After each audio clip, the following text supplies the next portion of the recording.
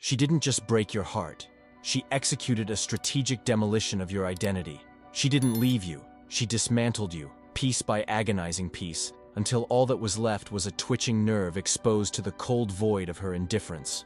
That crushing silence you're trapped in right now, that isn't the sound of a lover's absence.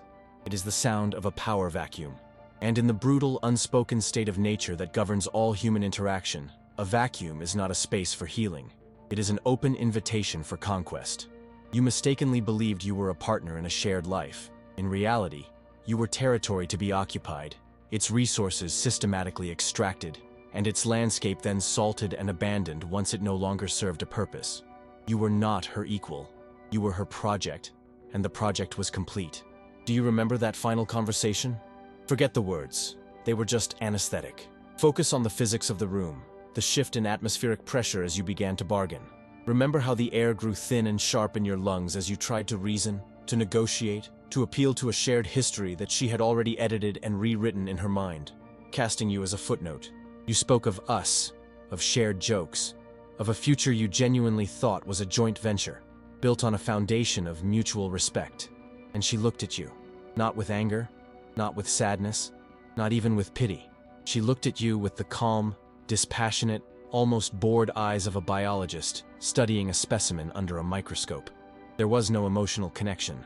There was only the clinical finality of a decision rendered long before the trial even began. You were on your knees, pleading for your emotional life, and she was mentally scrolling through her evening plans. In that moment, you ceased to be a man in her eyes. You became a logistical problem to be managed, an inconvenient loose end to be tied up.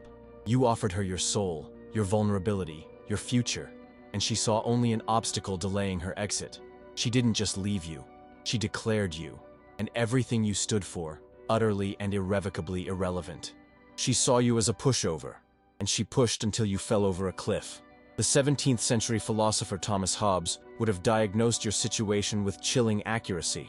In his masterwork, Leviathan, he described a world without a sovereign power, a terrifying state of nature, where the life of man is solitary, poor, nasty, brutish, and short. You foolishly believed your relationship was a sanctuary, a fortified castle protecting you from this brutal, chaotic reality. You were tragically mistaken. It was the battlefield itself, disguised with soft lighting and empty promises. You operated under the grand illusion of a social contract, a sacred treaty of mutual affection and support. But you failed to read the fine print, the unwritten clauses that govern all power dynamics. Any contract is worthless without an enforcer, without a clear, unspoken authority, a palpable sense of respect bordering on awe. There is no peace. There is only what Hobbes called the war of all against all. And into that savage war, you marched unarmed, laid down your weapons at the gate, opened your defenses, and you called this suicidal act trust. She, operating on a more primal, realistic level, saw it for exactly what it was, an unconditional surrender. She didn't betray you. She simply acted in accordance with the first and most fundamental law of nature, the relentless, unapologetic pursuit of self-interest. In a world of scarce emotional and social capital, power is the only currency that holds its value, and you had willingly bankrupted yourself. Your catastrophic mistake was not in loving her. Your mistake was in believing that love, as you understood it, was a viable currency in the economy of power. You thought your passion, your empathy, your vulnerability were your greatest assets. They were, in fact, the very strategic weaknesses in your armor that she targeted with the precision of a master tactician. So now you lie in the pit of your own making, caught in the chaotic storm of your emotions, feeling utterly powerless as the world you built crumbles around you. But what if this rock-bottom state, this complete and utter demolition of the man you thought you were, is not an execution? What if it is a baptism by fire? What if the only way to build an unbreakable internal empire is to first be reduced to scorched earth and rubble? The war is not over. You have merely lost the opening battle in a humiliating rout. The next campaign, however, will not be fought with desperate text messages, sentimental pleas, or pathetic promises of change. It will be a cold, calculated war of psychological dominance. It will be a campaign where you cease to be the pleading subject and begin the slow, methodical transformation into the silent, unshakable sovereign she never knew you could be. The question is no longer if you can get her back. That question is beneath you. The real question is, When she inevitably circles back to survey the ruins of the man she broke, what kind of god or what kind of monster will she find waiting for her in the silence? The path from ruin to reign is not for the faint of heart. It is a strategic reconstruction of the self, brick by painful brick. If you are ready to stop being a casualty of emotional warfare and start being the architect of your own unassailable power, then your training begins now. Subscribe to Dominio Psicologico. Activate all notifications so you miss no command. And press the like button to declare that your old, weak self is now officially dead. In the comments below, I want you to answer 2 things. First, state the city or country you are watching from, so we can map the rise of our new sovereigns across the globe. And second, describe a moment, a single humiliating instant in your life where you felt your power being stripped away from you. Do not be shy. Do not spare the details. We will take that scar tissue and forge it into impenetrable armor. Let the new war begin. Let's begin the autopsy. Your relationship did not die from a sudden, fatal blow. It died from 1,000 unacknowledged paper cuts, a slow, systemic poisoning of your authority that you administered to yourself with your own hands. You think the end was that final, crushing conversation, but the war was lost long before that. It was lost in the quiet, mundane moments you mistook for peace. Thomas Hobbes understood that peace is not a natural state. It is an artificial construct, maintained only by the constant, unspoken projection of power. The moment that projection wavers, the state of nature, the war of all against all, returns with a vengeance. You stopped projecting power, you projected need, and in the brutal calculus of human nature, need is not a request for connection, it is an invitation for conquest.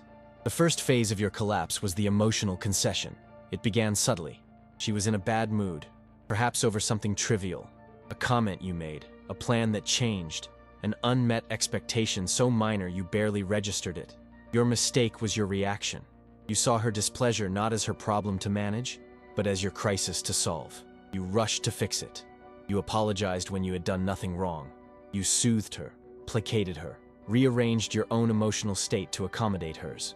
You thought you were being a loving, supportive partner. What you were actually doing was handing her the keys to your entire psychological kingdom. You communicated a catastrophic principle. Her emotional comfort is more important than your reality, your integrity, your own peace. She tested. You yielded. She won. The first battle was over, and you didn't even know it had been fought. Every time you said, "I'm sorry," just to end a conflict you didn't start, you were not making peace. You were ceding territory. When you apologized, you signed your surrender. That signature, repeated over weeks and months, became the new constitution of your relationship. She was the sovereign, and you were the subject. This led directly to the second stage, the loss of control. Once she understood that her emotions dictated your actions, she began to use them, consciously or not, as a tool of governance. Your plans became provisional, always subject to her emotional veto. A night out with your friends? It was met with a sigh, a pout, a sudden wave of anxiety that you were now conditioned to treat as a 5-alarm fire. You started canceling. You isolated yourself from your own sources of strength and identity. You told yourself it was for the good of the relationship, a noble sacrifice. It was not.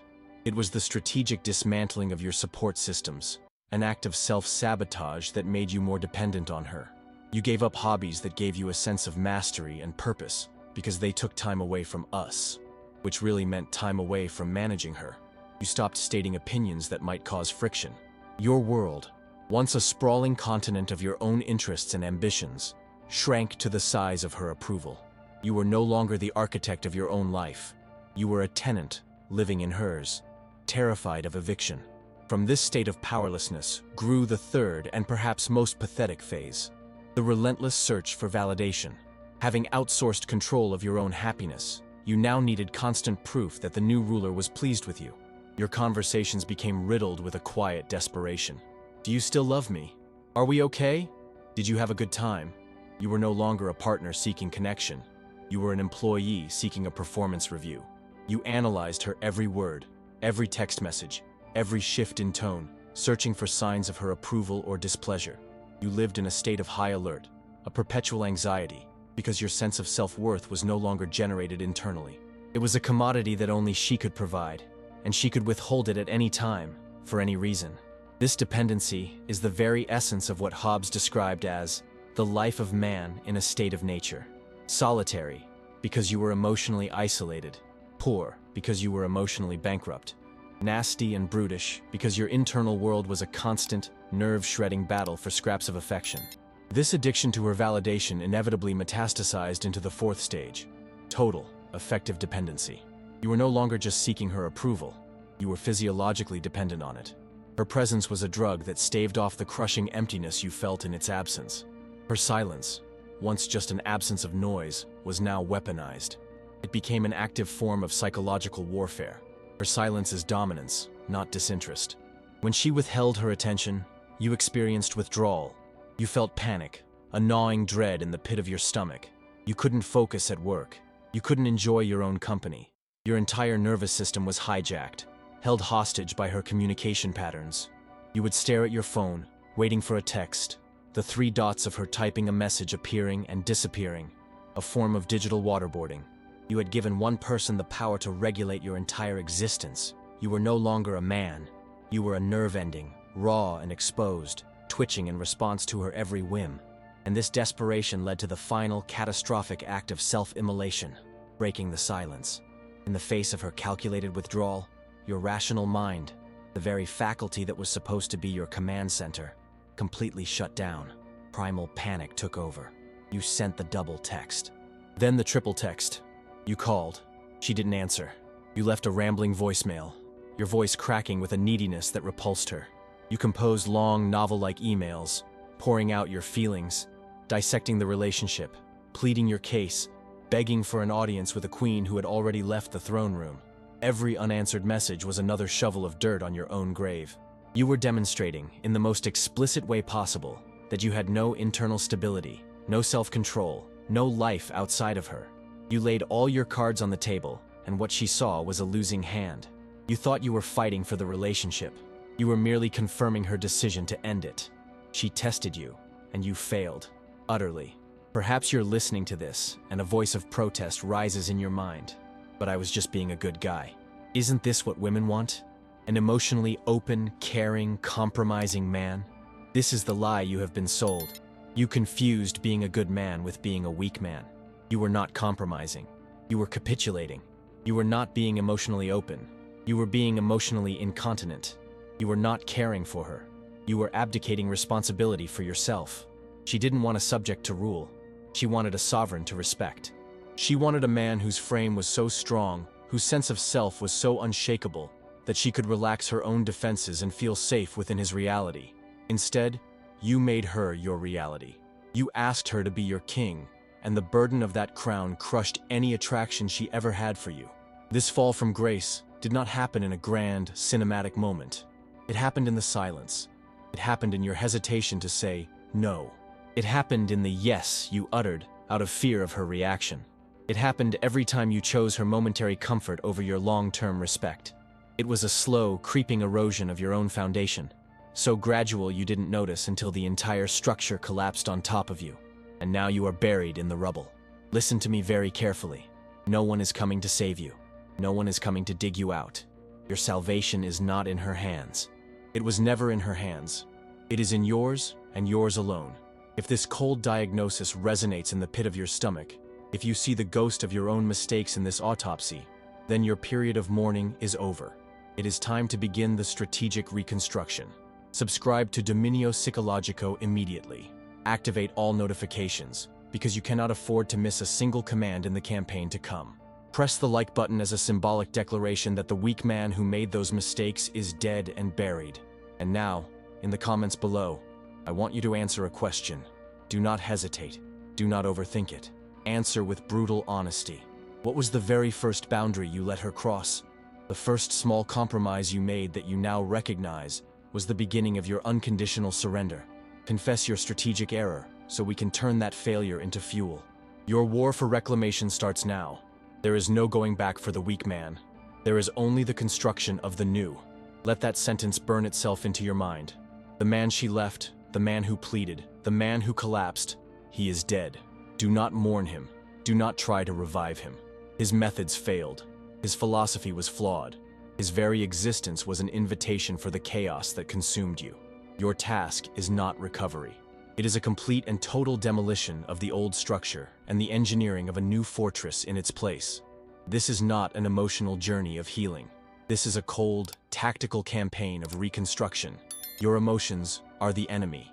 They are insurgents within your own borders, whispering treason, urging you to make contact, to seek closure, to beg for one more chance. You will crush this insurgency without mercy. Your new commands are simple, brutal, and non-negotiable. First, cut the excess. Second, install the silence. Third, control the reaction. Let's begin with the first command, cut the excess. This is a scorched earth policy. You will immediately and without announcement cease all reconnaissance of her life. Her social media is now a foreign territory to which you have no passport. You will not look at her pictures. You will not read her posts. You will not watch her stories to decipher some pathetic, hidden meaning you hope is meant for you. It is not. You will block her. Not for her, but for you. This is not a dramatic gesture to get her attention. It is a clinical act of strategic hygiene. You are removing a source of intelligence that has been feeding your internal enemy, your hope. Hope is the disease. It is the opiate that keeps you weak and waiting. You will also cut off any informants. Those mutual friends who provide you with updates on her life, they are double agents, and their intelligence reports are poison. You will either instruct them that she is no longer a topic of discussion, or you will excise them from your circle. You are creating an information vacuum. Your mind, which has been a command center obsessively dedicated to the war of us, must be repurposed.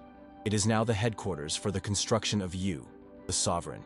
Every ounce of mental energy you spend thinking about her is a resource stolen from your own empire. Stop funding the enemy. Starve them of your attention. The second command is the installation of absolute silence. Your silence is not an absence of communication. It is a weapon.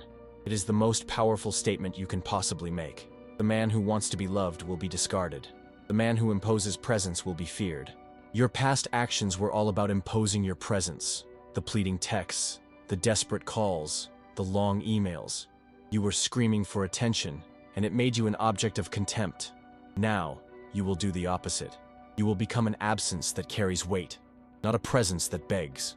When she eventually reaches out, and she will, because a ruler always checks on a conquered territory to ensure it remains pacified, you will not respond. Not for an hour. Not for a day. You will not respond at all. This is not a tactic from a dating guide. This is a fundamental shift in the power dynamic. By refusing to answer, you are communicating a new reality. You are saying, you no longer have automatic access to me. The lines of communication you once controlled are now closed. Your summons goes unanswered because the man you are summoning no longer exists. This silence creates a void. It is a question mark that will begin to grow in her mind. It is unnerving. Humans, as Hobbes understood, fear the unknown. Your predictable, needy pattern was known. It was safe. Your silence is a black hole. It is unpredictable, and therefore, it is powerful. Do not reconquer. Replace with a sharper silence. This leads to the third and most difficult command. Control the reaction. The first two commands are external actions. This is the internal war. Your body, your nervous system, has been conditioned for addiction. You are addicted to her validation. When you cut off the supply, you will experience withdrawal. Your mind will scream at you to check her profile. Your thumb will hover over her name in your contacts. You will feel a physical ache, a gnawing anxiety that can only be soothed by the drug of her attention. This is the moment of your greatest test. This is where the new sovereign is forged. You must become the dispassionate observer of these feelings. Acknowledge them. Name them. This is the addiction speaking. This is the weak man dying. And then you let them pass. You do not act on them. Every time you resist the urge to react, you are strengthening a new neural pathway. You are building the foundations of an unbreakable internal frame. Thomas Hobbes wrote in Leviathan, "For the laws of nature, of themselves, without the terror of some power to cause them to be observed, are contrary to our natural passions." You must become that terror. You must become the internal sovereign, the absolute power that forces your own emotional passions into submission. Your rational, strategic mind is the king. Your feelings are the mob. There will be no revolution. With these three commands as your new operating system, you begin the 4 pillars of reconstruction. This is not about working on yourself, so she might want you back. That is slave thinking. This is about building a kingdom so vast and powerful that her opinion of it becomes utterly irrelevant. The 4 pillars are the physical, the financial, the social, and the symbolic. The physical pillar is your vessel. You will transform your body not into a revenge body to make her jealous, but into a suit of armor. You will train with brutal consistency. You will lift heavy weights until your muscles burn with the fire of rebirth. You will push your cardiovascular limits until the voice of weakness in your head is drowned out by the pounding of your own heart. You will eat with discipline, fueling your body for war, not for comfort. This physical transformation has a profound psychological effect. It builds discipline. It generates physical presence. When you walk into a room, your physicality will speak before you do. It will speak of power, of control, of potential. The financial pillar is your freedom. A man who is not in control of his resources cannot be a sovereign. You will channel all of the obsessive energy you once poured into her into your work, your career, your enterprise. You will become relentlessly focused on generating wealth and resources. Money is not just currency, it is optionality. It is the power to say no. It is the power to walk away from any situation that does not serve you. Your financial independence is your strategic reserve. It ensures you will never again be in a position where you are dependent on anyone for your survival or your well-being. The social pillar is your court. The weak man isolated himself. The sovereign builds alliances. You will reconnect with your network of strong, masculine allies. You will build a circle of men who are on their own missions, men who hold you to a higher standard.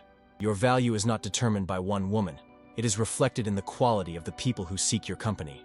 You will become a man of high social value, not by being a performing clown, but by being a source of strength and value to others. Your social life should be a fortress, not a distraction. Finally, and most importantly, is the symbolic pillar. This is your mission, your purpose. The single, overriding obsession that is bigger than any woman, bigger than any relationship, bigger than your own comfort. A man without a mission is a ship without a rudder, tossed about by the chaotic waves of his own emotions and the whims of others. You must find your war. It could be building a business, mastering a skill, creating a work of art, or pursuing a difficult truth. This mission becomes your new God, your new law. It is the source of your internal validation. When you are truly aligned with your purpose, the drama of attraction and rejection becomes a trivial sideshow. She was once the sun your entire world orbited around. Now, your mission is the sun, and she is, at best, a distant moon, reflecting your light, powerless without it. This is the plan. It is not a hope. It is an algorithm for the creation of power. It is cold, it is difficult, and it is brutally effective. You are not trying to win her back. You are making the man she left obsolete. You are building a new entity, a new sovereign state, so powerful and self-contained that her return is not even a strategic objective. It is simply an inevitability you will be prepared to manage on your own terms. If you are ready to stop being a subject and start becoming the sovereign of your own reality, then subscribe to Dominio Psicologico. Activate all notifications to receive every strategic directive, and press the like button to seal your commitment to this new covenant of power. Now, answer this in the comments below, and be brutally honest. When she inevitably sends that first tentative message to test your new frame, be it a simple "hey" or a nostalgic memory, what is the one, non-negotiable law you will establish before you even consider granting her an audience? Define your new terms of engagement. Let the world see how a sovereign thinks. And so, the signal flare she was always destined to launch finally illuminates the dark sky of your silence. A message appears. Her name on your screen. It does not produce the Pavlovian jolt of panic and hope it once did. You look at it with the calm, detached interest of a general watching a predictable enemy maneuver on a map. You know this move. This is not an olive branch, it is a probe. It is a reconnaissance mission sent to gauge the state of a conquered territory.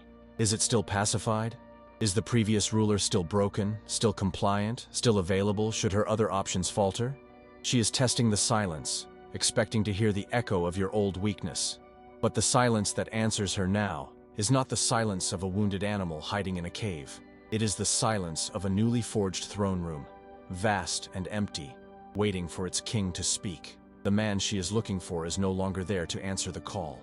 You let the message sit, unread, for a day, then another. Your lack of response is not a game. It is a statement of reality. Your attention is now a scarce resource, and she no longer has the security clearance to access it. When you finally do reply, it is not with questions or emotion, but with a simple logistical acknowledgement that grants her nothing.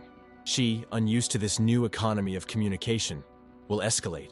She will suggest meeting, cloaking her request in the language of closure or catching up. She believes this is her arena, the face-to-face encounter where her emotional power has always been absolute. You agree, but the terms are yours. The time is yours. The location is yours. You are not going to a negotiation. You are attending a surrender ceremony. Hers. The moment you see her, you understand the war is already over. You have spent months forging a new self in the fires of discipline, while she has remained the same. You are the embodiment of the Hobbesian sovereign, a singular, ordering force. Your posture is erect. Your movements are deliberate. Your eye contact is unwavering, not with aggression, but with an unnerving placidity.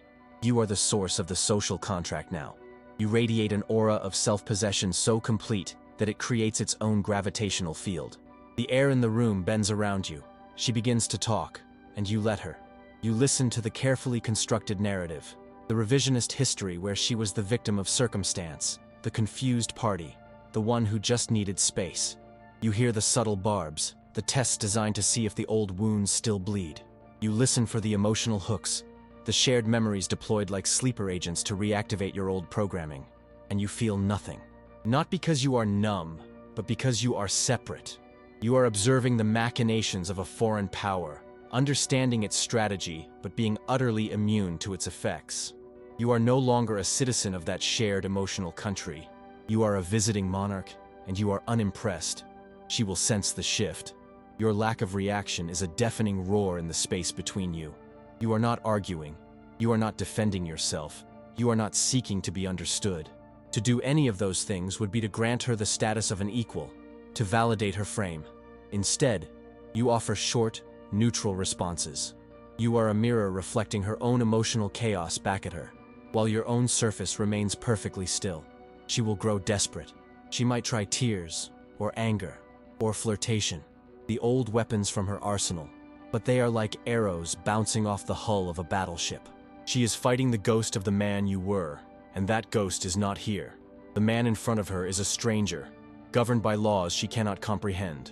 In her world, all interactions are a negotiation for love, approval, or control. You are not negotiating.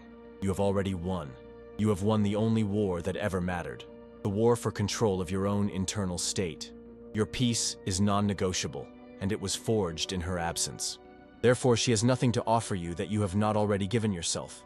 This is the moment she finally understands. The power vacuum you left behind was not filled by another man. It was filled by you. You became your own sovereign.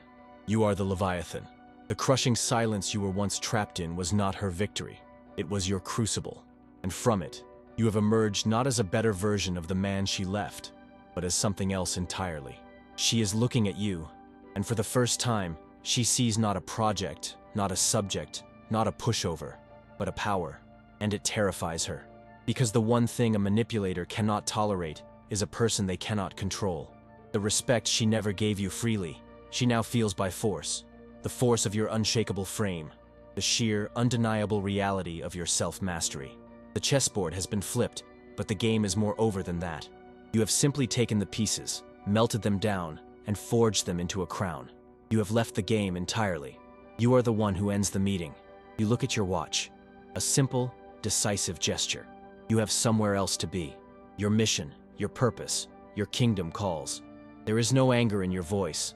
There is no gotcha moment. There is only the calm finality of a chapter closing. You stand up, and in that moment, she becomes small. She is just a woman in a cafe, a footnote in the biography of the man you are now building. You do not wish her well. You do not wish her ill. You wish her nothing. You have achieved the state that all men of power strive for, a profound and unshakable indifference. You walk away, and you do not look back. The ghost of the man who would have looked back is dead and buried. You leave her sitting there, alone with the ruins of her own power, finally understanding the monster she created by killing the boy. She did not just lose you. She catalyzed the birth of a king, and a king never looks back at the lands he has already conquered. This is the final law. Respect is not requested. It is commanded by your absence. Dominance is not loud. It is the quiet certainty of your own path. Vengeance is not in causing her pain, but in becoming so completely absorbed by your own purpose that her existence becomes a negligible rounding error in the grand equation of your life. You did not get her back. You got yourself back, and in doing so, you became someone she can now only ever look up to, from a great and ever-increasing distance. The greatest power is to be the author of your own laws and the king of your own world. She was never the prize. The throne was. If you are ready to stop being a pawn in someone else's game and are prepared to become the king on your own board, then your reign begins now. Subscribe to Dominio Psicologico. Activate all notifications, for the laws of power wait for no one. Press the like button to officially abdicate from the kingdom of weakness. And in the comments below, answer this one question. Now that you have claimed your throne, what is the first, non-negotiable law you will decree for your new empire? Your old life was a tragedy. Your new life will be a legacy. She didn't break you. She made you, and she will never be forgiven for it.